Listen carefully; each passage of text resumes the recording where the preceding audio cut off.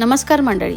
तर भाजी, चटणी किंवा पराठा यापैकी आज कुठलाही प्रकार आपण बनवणार नाही तर काहीतरी दुसरंच आहे. तर चला, चण्याची डाळ घेतली, त्याला थोडा वेळ भिजत घातलं, नंतर शिजायला ठेवली कारण डाळ लवकर शिजते त्यामुळे. नंतर 2 कांदे घेतले, ते खाकससोबत छान भाजून घेतले. त्याचप्रमाणे खोबरं आणि धनेही भाजून घेतले.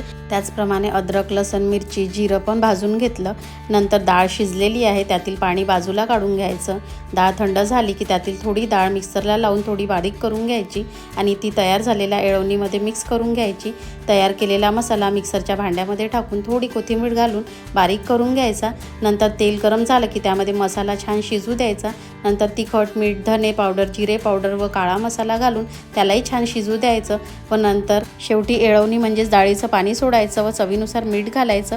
छान उकळू द्यायचं. नंतर भरपूर अशी कोथिंबीर सोडायची. तर तयार आहे आपली मस्त अशी कटाची आमटी. ही तुम्ही पुरणपोळी किंवा भातासोबतही खाऊ शकता. तर तुमच्याकडे याला काय म्हणतात ते नक्की कमेंटमध्ये सांगा. रेसिपी आवडली असल्यास लाईक, शेअर अँड सबस्क्राईब